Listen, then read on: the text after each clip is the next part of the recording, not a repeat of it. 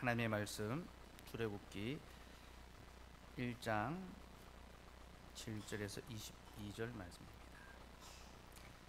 출애굽기 1장 7절에서 22절 말씀입니다. 하나님께서 말씀하십니다. 하나님의 말씀을 들으십시오. 이스라엘 자손은 생육하고 불어나 번성하고 매우 강하여 온 땅에 가득하게 되었더라. 요셉을 알지 못하는 새 왕이 일어나 애굽을 다스리더니 그가 그 백성에게 이르되 이 백성 이스라엘 자손이 우리보다 많고 강하도다. 자, 우리가 그들에 대하여 지혜롭게 하자. 두렵건대 그들이 더 많게 되면 전쟁이 일어날 때에 우리 대적과 합하여 우리와 싸우고 이 땅에서 나갈까 하노라 하고 감독들을 그들 위에 세우고 그들에게 무거운 짐을 지워 괴롭게 하여 그들에게 바로를 위하여 국고성 비동과 람셋을 건축하게 하니라. 그러나 학대를 받을수록 더욱 번성하여 퍼져나가니 애굽 사람이 이스라엘 자손으로 말미암아 근심하여 이스라엘 자손에게 일을 엄하게 시켜 어려운 노동으로 그들의 생활을 괴롭게 하니 곧 흙 이기기와 벽돌 굽기와 농사의 여러 가지 일이라. 그 시키는 일이 모두 엄하였더라. 애굽 왕이 히브리 산파 시브라라 하는 사람과 부하라 하는 사람에게 말하여 이르되 너희는 히브리 여인을 위하여 해산을 도울 때에 그 자리를 살펴서 아들이거든 그를 죽이고 딸이거든 살려두라. 그러나 산파들이 하나님을 두려워하여 애굽 왕의 명령을 어기고 남자 아기들을 살린지라. 애굽 왕이 산파를 불러 그들에게 이르되 너희가 어찌하여 이같이 남자 아기들을 살렸느냐. 산파가 바로에게 대답하되 히브리 여인은 애굽 여인과 같지 아니하고 건장하여 산파가 그들에게 이르기 전에 해산하였더이다 하매 하나님이 그 산파들에게 은혜를 베푸시니 그 백성은 번성하고 매우 강하여지니라. 그 산파들은 하나님을 경외하였으므로 하나님이 그들의 집안을 흥왕하게 하신지라. 그러므로 바로가 그의 모든 백성에게 명령하여 이르되 아들이 태어나거든 너희는 그를 나일강에 던지고 딸이거든 살려두라 하였더라. 아멘. 하나님, 오늘도 우리에게 하나님의 말씀을 들려주셔서 감사합니다. 이제 이 말씀 풀어주셔서 부활이 사망의 출애굽인 것을 우리로 알게 하여 주옵소서. 예수님의 이름으로 기도드리옵나이다. 아멘. 오늘은 부활 사망의 출애굽이라는 제목으로 설교하려 합니다. 설교 대지는 첫째, 사단은 우리를 사망의 강에 던집니다. 둘째, 하나님은 사망의 강을 심판하십니다. 두 가지를 살펴보려 합니다. 첫째, 사단은 우리를 사망의 강에 던집니다. 우리가 지금 출애굽기를 살펴보고 있는데요, 여러분, 출애굽기는 이스라엘의 번성에 관한 이야기로 시작합니다. 7절 말씀 우리 같이 한번 읽을까요? 7절 시작. 이스라엘 자손은 생육하고 불어나 번성하고 매우 강하여 온 땅에 가득하게 되었더라. 하나님께서 이스라엘 자손을 생육하고 또 불어나 번성하고 매우 강하여 온 땅에 가득하게 하셨습니다. 여기서 불어난다라는 말이 중다해진다, 숫자가 많아지고 무거워진다, 그런 뜻인데, 어쨌든 이스라엘 백성들이 생육하고 번성하여 온 땅에 가득해졌는데요, 이 말씀은요 여러분, 창세기 1장 28절 말씀의 성취입니다. 하나님 창세기 1장 28절에서 아담에게 생육하고 번성하여 온 땅에 가득하라라고 명령하셨습니다. 아담은 그 명령을 지키지 못했습니다.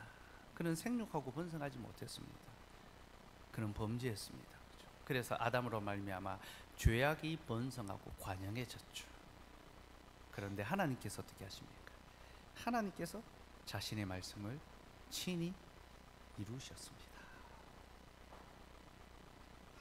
하나님께서 자기 백성에게 약속하신 그 말씀을 친히 이루셔서 생육하고 번성하고 온 땅에 가득하게 만들어 주셨습니다. 사랑하는 여러분, 사람은 하나님의 말씀을 능히 지키지 못하지만 우리는 말씀을 지킨다 다짐하고 늘 어기며 살아갑니다. 그러나 하나님께서는 자신의 말씀을 반드시 지키십니다. 이것이 하나님의 약속의 교훈입니다. 그래서 하나님께서 자기 백성을 지키시고 그들을 번성하게 하신 겁니다. 근데 여러분, 하나님의 백성이 번성하는 것을 싫어하는 자들이 있습니다. 사단의 세력이고 세상입니다. 애굽의 바로가 이것을 싫어했습니다. 8절에서 11절 말씀 같이 읽읍시다. 시작. 요셉을 알지 못하는 새 왕이 일어나 애굽을 다스리더니 그가 그 백성에게 이르되 이 백성 이스라엘 자손이 우리보다 많고 강하도다. 자 우리가 그들에 대하여 지혜롭게 하자. 두렵건대 그들이 더 많게 되면 전쟁이 일어날 때에 우리 대적과 합하여 우리와 싸우고 이 땅에서 나갈까 하노라고. 감독들을 그들 위에 세우고 그들에게 무거운 짐을 지워 괴롭게 하여 그들에게 바로를 위하여 국권성 비동과 람셋을 건축하게 하니라. 애굽왕 바로는 이스라엘 백성들의 번성을 싫어했습니다. 그리고 두려워했습니다. 그래서 그들에게 무거운 짐을 지우고 괴롭게 했습니다. 곧 그들이 더 이상 번성하지 못하도록, 점점점 위축되고 약화되도록. 여러분, 세상은 교회가 번성하는 것을 싫어하고 교회가 약화되기를 바라고 방해하고 공격합니다. 그래서 믿음을 갖고 살아가지 못하도록 자꾸만 성도들을 흔듭니다. 이것이 세상이, 사단이 하는 일입니다. 바로가 바로 그 일을 하고 있었던 것이죠. 근데 여러분, 우리는 이 장면에서요, 지금 바벨탑의 죄악이 그대로 반복되고 있다는 사실을 발견할 수 있어야 합니다. 여러분 10절에 보면요, 자 우리가 그들에 대하여 지혜롭게 하자. 그래서 지혜롭게라는 말은 간교하다라는 그런 뜻으로 번역할 수도 있습니다. 아주 간교하게 그들을 괴롭히자라고 하는 거예요. 자 우리가 그들에 대하여. 여러분, 방금 이 말은요, 하나님을 향하여 반역의 깃발을, 반역의 성을 쌓았던, 이 바벨탑을 쌓던 이들이 했던 말과 똑같은 말입니다. 그때 그들이 뭐라고 합니까? 자 우리가 우리의 이름을 내고 온 지면에 흩어짐을 면하자. 그들이 서로 의논했습니다. 자 우리가 우리의 번성과 우리의 강함을 위하여 성을 쌓고 흩어지지 말자. 바로가 다 그 일을 하는 것입니다. 자 우리가 그들에 대하여 어떻게 알고 성을 쌓게 했습니다. 벽돌을 구워 자기를 위하여 성을 쌓고 자기들의 이름이 강하여지도록 번성하게 했습니다. 여러분, 바로는 지금 바벨탑의 그 죄악을 그대로 반복하고 있습니다. 그리고 우리는 이것을 통하여 하나님을 향한 인간 범죄의 역사는 끊임없이 반복된다는 사실을 깨닫게 됩니다. 여러분, 인간이 하나님을 향하여 하는 일이 무엇입니까? 끊임없이 죄악의 바벨탑을 쌓아 올리는 것입니다. 이것이 인류의 역사입니다. 근데 여러분, 범죄의 역사가 이렇게 계속 반복된다는 것은요, 범죄의 결과 또한 그대로 반복된다는 것을 고스란히 보여줍니다. 그래서 여러분, 하나님께서는요, 바벨탑 사건 때처럼 바로의 반역도 손쉽게 제압해 버리십니다. 12절 말씀 읽읍시다. 시작. 그러나 학대를 받을수록 더욱 번성하여 퍼져나가니 애굽 사람이 이스라엘 자손으로 말미암아 근심하여. 바로는 이스라엘 백성들을 학대했습니다. 더 괴롭게 했습니다. 그런데 그럴수록 그들은 더욱더 번성해 갔습니다. 그래서 바로가 어떻게 합니까? 히브리 산파들에게, 히브리 여인이 아들을 낳으면 죽이고 딸을 낳으면 살려두라, 그렇게 명령했습니다. 더 잔혹하게 그렇게 명령했죠. 그런데 그럼에도 불구하고 하나님께서는 자기의 백성을 더욱 번성케 하셨습니다. 20절 말씀 한번 봅시다. 20절 말씀 같이 읽읍시다. 시작. 하나님이 그 산파들에게 은혜를 베푸시니 그 백성은 번성하고 매우 강하여지니라. 바로가 이스라엘 백성들에게 무거운 짐을 지우고 그들을 괴롭게 했지만 하나님께서는 이스라엘 백성들에게 은혜를 베푸셔서 그들이 더욱 번성하며 강하여지게 하셨습니다. 근데 여러분, 여기서 더욱 번성해진다라는 말은요, 그들이 더 무거워진다라는 그런 뜻이 있습니다. 숫자가 많아지니까 더 무거워지는 겁니다. 중다해진다. 이스라엘 백성들은 중다하며 숫자가 불어나고 무거워지며. 근데 여러분, 이 무거워진다, 그들이 더욱 번성한다라는 것은요, 바로 앞에 바로가 이스라엘 백성들에게 했던 그 무거운 짐을 보여줍니다. 생각나게 합니다. 바로가 이스라엘 백성들에게 짐을 무겁게 지었습니다. 무거운 짐을 지어주고 수고하고 무거운 짐을 지고 그들이 고통하며 탄식하며 살아가게 했습니다. 그런데 하나님께서 어떻게 하십니까? 이스라엘 백성들을 더욱 무거워지게 해주신다. 일종의 언어유희입니다. 바로가 이스라엘 백성들을 무겁게 짓눌렀지만 하나님의 은혜가 더욱 무겁게 이스라엘 백성 위에 임하였다는 겁니다. 사랑하는 여러분, 세상 우리를 무겁게 짓누릅니다. 수고하고 무거운 짐을 지고 탄식하게 만듭니다. 그러나 여러분, 낙심하지 마십시오. 세상의 무거운 짐보다 하나님의 무거운 은혜가 더욱 무겁게 우리의 삶을 보호하고 보존합니다.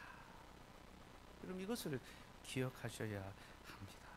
그러니 여러분, 세상의 무거운 짐 때문에 너무 힘들어하고 낭망하지 마십시오. 세상이 우리에게 무거운 짐을 지우고 우리에게 부당한 요구를 하고 또 우리를 괴롭게 할 때가 있습니다. 아무런 연고 없이 까닭 없이 우리가 단지 그리스도인이라는 이유만으로도 우리는 세상에서 손해와 미움과 억울한 일을 당할 수 있습니다. 우리는 코로나 시기를 지나가면서 그러한 일을 겪었습니다.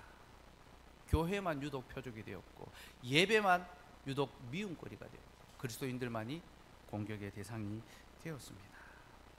여러분, 우리는 믿음 때문에 세상에서 무거움과 고통과 미움과 괴로움의 거리가 될 수 있습니다. 그러나 여러분, 세상의 그 모든 무거운 짐보다도 우리 하나님의 은혜가 더욱 무겁다라는 사실을 기억하십시오. 주님은 세상의 무거운 짐보다도 더 무겁게 우리를 지키시고 보호해 주십니다. 여러분, 이것이 바로 출애굽기 1장이 우리에게 보여주는 복음의 교훈입니다. 주께서 나의 삶을 더욱 무겁게 영광 가운데 붙잡고 계시구나. 그 사실 기억하시고 주님으로 말미암아 힘을 내시기 바랍니다. 근데 여러분, 하나님이 무거운 은혜로 우리를 지켜주시면요, 사단도 결코 호락호락하게 물러서지 않습니다. 바로는 자신의 계획이 실패한 것을 알자 더욱 강력한 방법으로 이스라엘 민족을 핍박합니다. 22절 말씀 같이 읽읍시다. 시작. 그러므로 바로가 그의 모든 백성에게 명령하여 이르되 아들이 태어나거든 너희는 그를 나일강에 던지고 딸이거든 살려두라 하였더라. 바로는 이스라엘 백성에게 아들을 낳으면 나일강에 던져버리고 딸이면 살려두라 라고 합니다. 그럼 여기에는 두 가지 목적이 있습니다. 첫째는 민족 말살의 목적이죠. 남자 아이들을 죽임으로 이스라엘의 씨를 말리겠다는 겁니다. 둘째는 민족 합병의 목적입니다. 여자아이들만 남겨두면 그들이 자라서 누구와 결혼하겠습니까? 애굽 남자와 결혼하겠죠. 그러면 자연스럽게 애굽에 합병되는 거죠. 바로는 이스라엘 민족을 말살하고 이스라엘 민족을 합병시키려 했습니다. 그리고 여러분, 이 두 가지 방법은요, 교회를 향한 사단의 전형적인 공격 방법입니다. 사단은 신자를 두 가지 방법으로 공격합니다. 첫째는 신자를 핍박함으로 교회를 말살시키려 합니다. 아무도 하나님을 예배하지 않도록, 믿지 않도록 교회를 말살하려 듭니다. 또한 사단은 신자를 회유함으로 교회를 타락시키려고 합니다. 신자를 세상에 회유하고 합병시킴으로 교회를 타락시켜 버리는 거죠. 이것이 사단의 공격의 방법이며 사단은 지금도 그 두 가지 무기를 손에 들고 신자들을 핍박하고 유혹하며 하나님의 교회가 멸절되게 하려 하고 있습니다. 바로가 바로 그 일을 하고 있는 거죠. 특별히 여러분, 바로는 지금 남자 아이들을 나일강에 던지라라고 했는데요, 여기는 바로의 매우 잔인하면서도 간악한 괴계가 숨어 있습니다. 여러분, 애굽 사람들에게 있어 나일강은 생명의 원천입니다. 그들은 나일강의 물을 마시고 나일강의 물고기를 잡으며 나일강에서 나오는 물로 말미암아 농사를 지었습니다. 여러분, 그들에게 있어서 나일강은 생명의 젖줄이며 또 모든 생명의 원천입니다. 나일강이 있어야 애굽이 생존할 수 있습니다. 그래서 고대 문명의 발상지 중에 하나가 나일강이지 않습니까? 그런데 바로는 바로 그 생명의 젖줄, 생명의 원천인 나일강에 이스라엘 백성들의 아이들을 던지라고 했습니다. 여러분, 이게 무엇을 보여줍니까? 이것은 이 나일강이 우리에게는 생명의 강이지만 히브리인 너희들에게는 죽음의 강이 될 것이다. 이 땅은 너희를 위한 것이 아니라 우리를 위한 것이고, 너희는 이 땅에서 죽음과 같은 고통을 겪으며 살아가게 될 것이다. 바로 이것을 보여주는 것입니다. 특별히 바로는 이것을 통하여 크게 두 가지 목적을 갖고 있습니다. 첫째는 자신을 향하여 공포심을 갖게 하는 겁니다. 또 둘째는 자신을 향하여 복종심을 갖게 만들려는 것입니다. 그는 생명의 주권이 자신에게 있다는 사실을 보여줌을 통하여 사람들이 자신을 두려워하게 만들었습니다. 바로의 말을 안 들으면 죽을 수 있구나, 두려워하게 만들었습니다. 그리고 이것을 통하여 자신에 대한 복종심을 더욱 강화했습니다. 통치권을 더욱 강화한 거죠. 살고 죽는 것이 바로에게 있으니 바로에게 복종해야지만 목숨을 부지할 수 있는 겁니다. 바로는 바로 그것을 목표로 삼았던 것입니다. 그리고 이러한 방식은요, 세상의 모든 권력자들이 지금도 사용하는 통치의 수단입니다. 여러분, 세상의 권세자들은요, 자신을 향하여 공포심을 크게 하려고 합니다. 두렵게 만듭니다. 그래서 자신에 대한 복종심을 더욱 강하게 만듭니다. 바로 이것 때문에 사람들을 더욱 압제하고 억누르죠. 그러면 사람들이 그를 더욱 두려워하며 섬기게 되어 있습니다. 바로는 온 땅을 향하여 자기의 통치권을 최대한으로 끌어올리려고 했습니다. 그래서 죽음을 자신의 통치의 수단으로 삼았던 것입니다. 바로는 죽음을 통하여 사람들을 위협하면서 누구든지 살려거든 나에게 복종해야 한다, 내 말을 들어야 한다, 그렇게 가르치고 있습니다. 그래서 여러분, 이스라엘 백성들이 그 땅에서 살아남으려면 어떻게 해야 합니까? 비록 자신의 아들이지만 그 강을 던져야지만 살아남을 수가 있는 겁니다.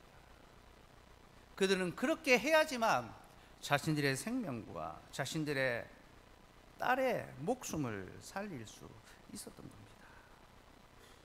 이것이 이스라엘 백성들이 애굽 땅에서 마주해야 됐던 현실의 문제였습니다. 여러분, 참으로 비참한 모습이 아닙니까? 그럼 그들이 그 땅에서 살아남는다 해도 이것은 살았다고 할 수 없는 그런 비참한 생존입니다. 살아도 산 것이 아닌 거죠. 근데 여러분, 그런 생존이라도 하려면 어떻게 됩니까? 바로의 말에 복종하며 따를 수밖에 없는 거죠. 그렇게 바로는요, 죽음을 자기의 통치의 수단으로 삼아서 이스라엘 백성을 사망의 고통 아래 살아가도록, 그 죽은 자녀들을 생각하며 비통한 가운데 살아가게 만들었습니다. 그리고 여러분, 이것이 바로 사단이 지배하고 있는 이 세상의 통치의 방식이고 모습입니다.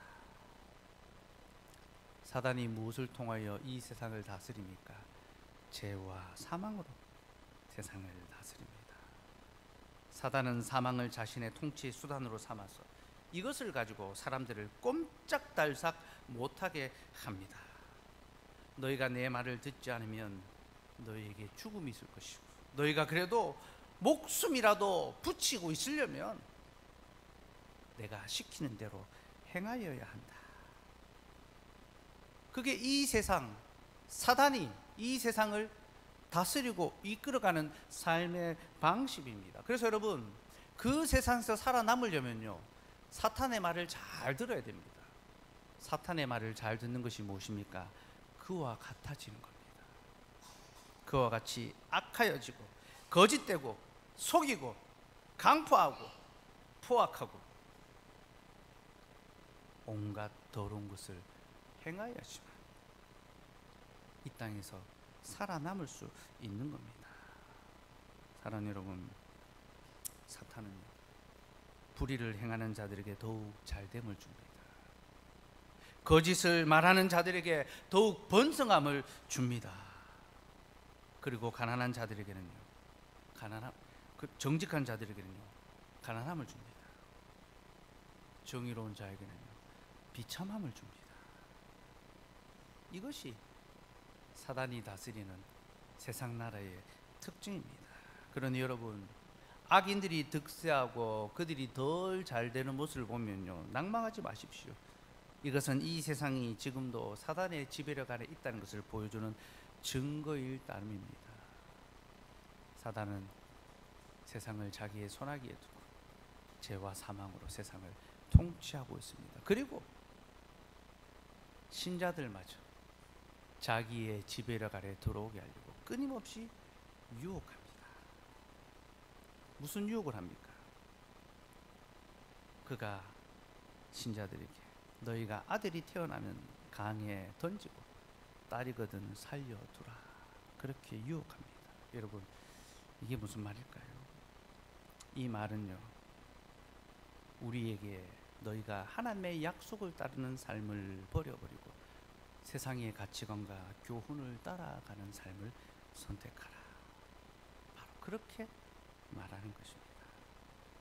사단은 우리가 세상에서 살아남으려면 하나님의 말씀이 아니라 세상의 방식을 택해야 한다는 것을 가르쳐주고 있습니다. 이것이 바로 아들이 태어나거든 강에 버리고 딸이거든 살려두라는 말씀의 현재적인 의미입니다. 사랑하는 여러분, 우리는 더 이상 아들이 태어나면 나일강에 던질 필요가 없습니다. 아들 태어났다고 형산강에 갖다 버릴 필요가 없습니다. 영일 때 아빠들에 갖다 버릴 필요가 없습니다. 우리 아들들 안심하십시오. 여러분들을 갖다 버리지 않습니다. 그러나 여러분, 우리는 여전히 우리의 생존을 위하여 우리의 신앙을 던져야 하는, 던지기를 요구하는 그런 시대를 살아가고 있습니다. 사단은 지금도 우리에게 너희가 약속의 말씀을 버려야지만, 던져버려야지만 너희가 내가 통치하는 땅에서 발붙이고 살아갈 수 있을 것이다, 그렇게 위협하고 있습니다. 그래서 여러분, 어쩌면 우리는 여전히 아들이 태어나면 강에 던져야 하는 그런 야만의 시대를 살아가고 있는지도 모릅니다. 우리가 매일같이 삶의 현장에서 마주하는 현실의 문제가 무엇입니까?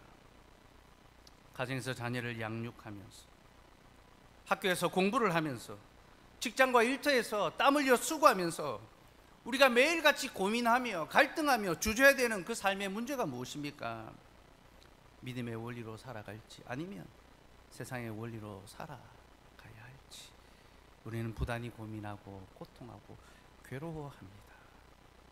한편에서는 하나님의 약속을 던져버리라고, 말씀의 교훈을 내다 버리라고 말합니다. 또 다른 한편에서는 아니다, 네가 던져야 될 것은 세상의 교훈이고 가르침이지, 네가 붙들어야 될 것은 하나님의 약속의 말씀이다, 그렇게 요청하고 있습니다.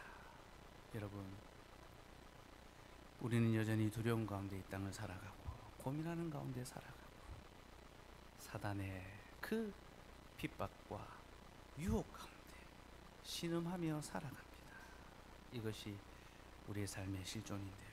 그러나 여러분, 너무 고민하거나 너무 괴로워하지는 마십시오.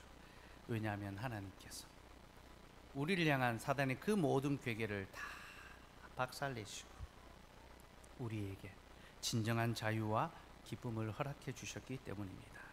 둘째, 하나님은 사망의 강을 심판하셨습니다. 바로가 나일강에 이스라엘의 백성들을 죽음에 빠뜨리고 있을 때 하나님은 그때 자기 백성을 구원할 계획을 세우고 계셨습니다. 이 계획은 모세를 통하여 실행될 것인데요, 이에 관한 것은 다음에 자세히 살펴보겠습니다. 핵심은 바로는 나일강에 이스라엘 백성들의 아들들을 죽게 만들었는데 하나님께서는 그 나일강을 통하여 하나님의 아들을 살리셨습니다. 구원하셨습니다. 곧 사단의 계획을 비틀으시고 비웃으심으로 하나님의 구원 역사를 이루어내시는 것이 하나님의 섭리였습니다. 어쨌든 모세를 통하여 하나님께서는 자기 백성을 그 고통에서 건져 주시는데요, 모세가 이스라엘 백성들을 출애굽시킬 때에 애굽에 10가지 재앙을 내리게 합니다. 근데 이 재앙들은 단순히 어떤 자연적인 재해나 그런 것이 아니라 애굽의 신들을 향한 하나님의 심판이고 벌입니다. 민수기 33장 4절 말씀 같이 읽읍시다. 시작. 애굽인은 여호와께서 그들 중에 치신 그 모든 장자를 장사하는 때라. 여호와께서 그들의 신들에게도 벌을 주셨더라. 하나님께서 애굽에 10가지 재앙을 내리실 때 이 10가지 재앙이 애굽의 신들을 벌하는 심판의 재앙이다라는 겁니다. 하나님께서 10가지 재앙을 통하여 애굽의 모든 신들을 심판하셨습니다. 그리고 바로 이것을 통하여 오직 자신만이 참신이시고 또 우리의 유일한 구원자라는 사실을 나타내 보여주셨습니다. 이것이 10가지 재앙 속에 담겨있는 복음의 교훈입니다. 그런데 여러분, 이 10가지 재앙이 시작할 때요, 첫 번째 재앙이 무엇입니까? 첫 번째 재앙, 출애굽기 7장 17절에서 19절 봅시다. 첫 번째 재앙을 다들 모르시는 건지,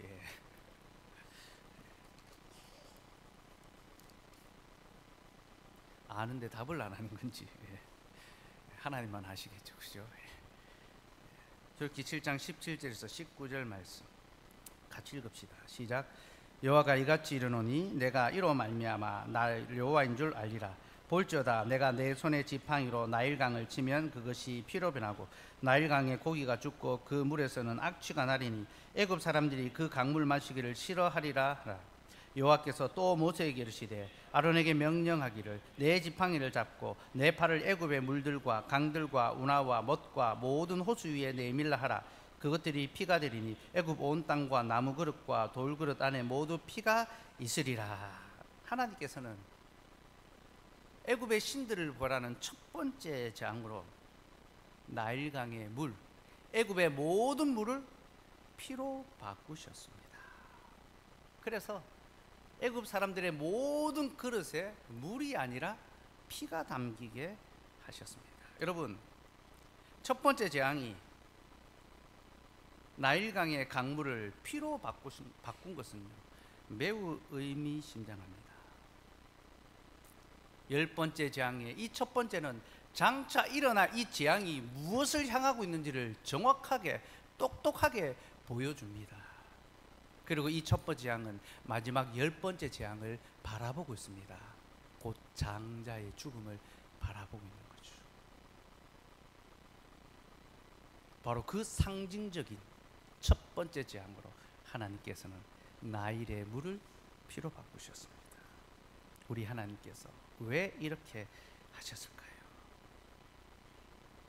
이는 곧 하나님의 백성을 나일강에 빠뜨려 죽인 바로를 향한 하나님의 심판입니다. 사랑하는 여러분, 나일강은 애굽 사람들에게 생명의 원천이었습니다. 그런데 하나님께서는 그 강을 이제 죽음의 원천이 되게 만드셨습니다. 하나님께서 이렇게 하신 것은요, 바로가 나일강에서 하나님의 백성들을 죽였기 때문에 하나님이 나일강에서 그의 백성들을 치신 겁니다. 여러분, 우리 하나님은요, 눈에는 눈, 이에는 이, 악한 자가 행한 그 모습 그대로 그들에게 갚아주십니다. 네가 내 백성을 나일강의 죽음에 빠뜨렸느냐, 오냐, 내가 이제 이 나일강의 물을 죽음의 물로 바꾸어서 내 백성을 칠 것이다. 하나님께서는 자신의 백성을 친 애굽을 치셨습니다. 이것이 첫 번째 재앙이 보여주는 교훈입니다. 그리고 하나님은 이 재앙을 통하여 바로가 가졌다고 착각하는 사망의 권세를 심판하셨습니다. 여러분, 사람들이 바로를 두려워했던 것은요, 그가 사망의 권세를 가졌기 때문입니다. 그가 자기 마음대로 사람을 죽일 수도 있고 살릴 수도 있었기 때문에 그를 두려워했던 것입니다. 그런데 하나님께서는 사망의 권세는 네가 가진 것이 아니라 내가 가진 것이다. 네 민족이 나일강으로 말미암아 생명을 얻고 살아가지만 이것은 너로 말미암은 것이 아니라 나로 말미암은 것이다. 나는 온 땅의 물을 한순간에 피로 바꿀 수 있는 전능하신 하나님이다.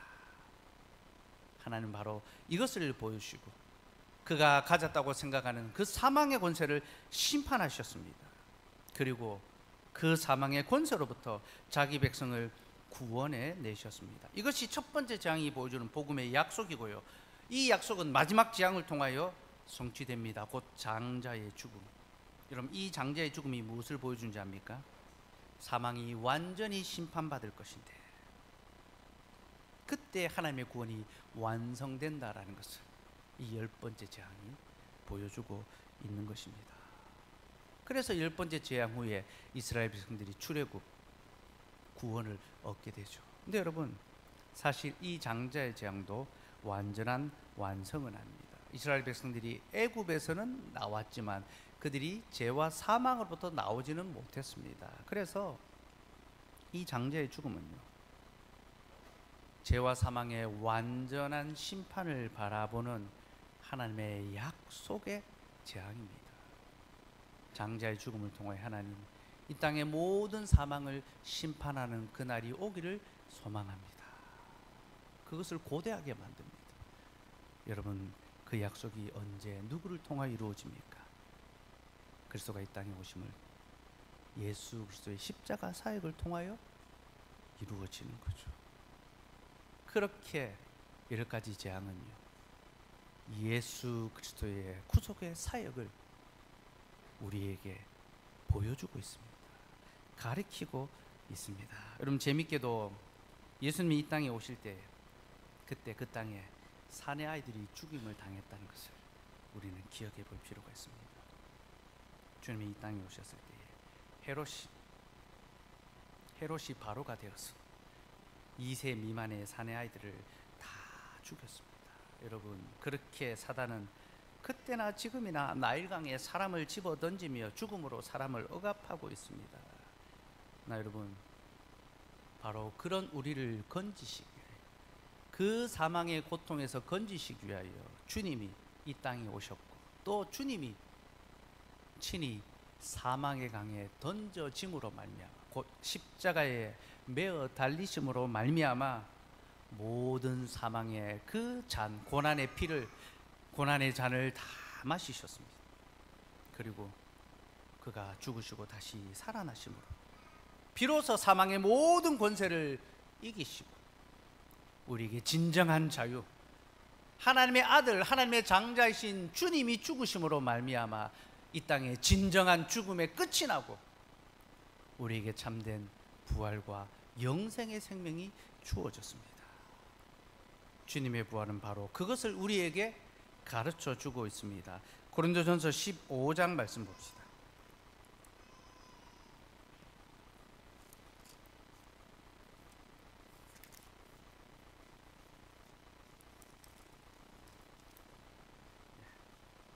고린도전서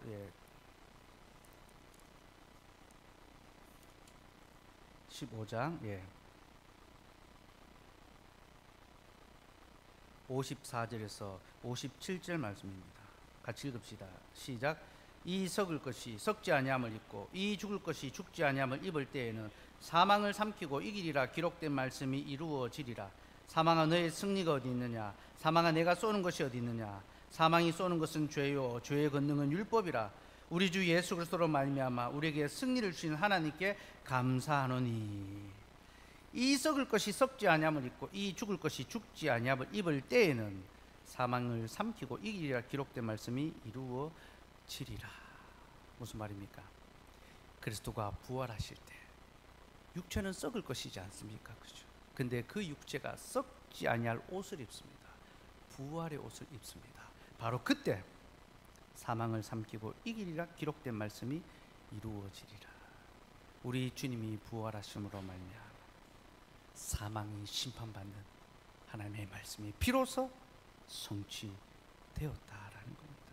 그래서 주님의 부활 이후로 모든 믿는 자들은 사망을 향하여 이렇게 외쳤습니다. 사망아 너의 승리가 어디 있느냐? 사망아 내가 쏘는 것이 어디 있느냐? 그 전까지 우리는 죽음을 두려워하며 살아갑니다. 세상의 권세 앞에 움츠러들며 살아갑니다. 먹고 살기 위해서, 이 땅에서 발붙이며 살아가기 위해서 세상이 시킨 대로 종노릇하며 살아갈 수밖에 없습니다. 왜? 세상이 죽음의 권세를 가졌기 때문이죠. 그러나 이제부터 우리는 그리스도의 부활로부터 우리는 더 이상 사망을 두려워하지 않습니다. 사망아 너의 승리가 어디 있느냐? 사망아 내가 쏘는 것이 어디 있느냐? 이제 우리가 그 세상을, 사망을 향하여 외쳐야 될 것은요, 우리 주 예수 그리스도로 말미암아 우리에게 승리를 주신 하나님께 감사하노니, 곧 우리가 이 땅에서 어떤 역경과 핍박과 손해와 미움을 받는다 하더라도 우리는 세상을 향하여 굴복하는 것이 아니라 우리를 구원하신 하나님께 감사와 찬송과 경배를 돌려드릴 수 있는 그런 자로 살아가야 한다는 것입니다. 여러분, 이것이 바로 그리스도의 부활로 말미암아 영원한 생명을 얻은 우리의 삶의 영광입니다. 사랑하는 여러분, 그리스도께서 우리에게 그 부활의 영광을 더하여 주셨으니 이제 우리 더 이상 사망의 강을 두려워하며 살아가지 맙시다. 세상의 영광과 권세 앞에 움츠러들지 맙시다. 우리는 죽음을 두려워하는 자들이 아니라 죽음을 이긴 자들이며, 우리는 세상을 두려워하는 자들이 아니라 세상을 두렵게 하는 자들입니다. 그러니 여러분, 승리하신 주님을 기억하며 여러분의 나일강으로 나아가십시오. 매일같이 여러분들을 집어삼키려고 찾아오는 세상의 파도와 그 끝을 알 수 없는 깊은 물로 말미암아 두려운 인생의 문제들이 있지요. 나 여러분, 조금도 두려워하거나 움츠러들지 말고 부활의 주님을 신뢰함으로 승리와 기쁨과 감사와 찬송으로 여러분의 나일강으로 나아가십시오. 이제 더 이상 나일은 우리를 삼키지 못할 것이고 우리를 사망에 이르게 하지 못할 것입니다. 특별히 여러분, 나일의 강물이 피로 변하자 그곳은 곧 악취 나는 곳으로 바뀌고 말았습니다. 하나님이 나일 강물을 피로 바꾸시니까 곧 거기서 악취가 났습니다. 그럼 이것은요, 세상이 가진 영광의 실체를 보여줍니다. 세상은 온갖 화려한 것으로 자기를 단장합니다. 부와 영광과 권세가 다 자기에게만 있는 것처럼 보여줍니다. 그래서 많은 사람들을 미혹하고 그리로 이끌어가게, 눈이 멀게 합니다. 그러나 여러분, 지금은 영광으로 가득 차보지만 잠시 후면 거기는 악취 나는 더러운 것밖에 없습니다. 이것이 세상이 가진 영광과 권세의 실체입니다. 그러니 여러분, 세상에 악취 나는 것들에 마음을 두지 말고 하나님의 영원한 약속에 마음을 두십시오. 우리가 버려야 할 것은요, 믿음의 약속이 아니라 세상의 헛된 것들입니다. 우리가 세상의 헛된 것들을 버릴 때 하나님께서는 우리에게 영원히 썩지 아니할 양식을 주실 것입니다. 여러분, 그 양식이 무엇입니까? 바로 주님의 복음의 말씀이며 주님의 부활의 살과 피를 먹고 마시게 하는 성찬의 은혜입니다. 여러분, 오늘 우리가 나눌 이 성찬은 썩지 아니할 영원한 양식입니다. 썩을 양식을 위하여 살아가는 우리에게 주님은 영원히 썩지 아니할 양식을 주시고 죽음이 아니라 영생을 향하여 살아가게 하셨습니다. 특별히 여러분, 주님이 이 땅에 오셔서 첫 번째로 행하신 표적이 무엇인지를 기억해 보십시오. 주님은 물로 포도주를 바꾸셨습니다. 포도주로 만드셨습니다. 주님이 물로 포도주를 만드심으로 그 갈릴리 가나의 혼인잔치의 기쁨이 끝나지 않고 지속될 수 있었습니다. 사단이 주는 물은 악취 나는 헛된 것이지만 주님이 주시는 이 포도주는 우리를 영원히 기쁘게 하는 생명의 포도주입니다. 여러분, 물을 피로 바꾸신 주님은 그 피를 자신이 다 받으시고 다 흘리시고 이제 물을 포도주로 바꾸어서 우리에게 다시 먹여주십니다. 그러니 부활의 주님이 주시는 이 떡과 양식을 먹고 마시고 이제 우리도 부활의 사람으로 이 세상을, 애국과 같은 이 세상을 능히 이기며 살아가는 저와 여러분 되기를 소망합니다.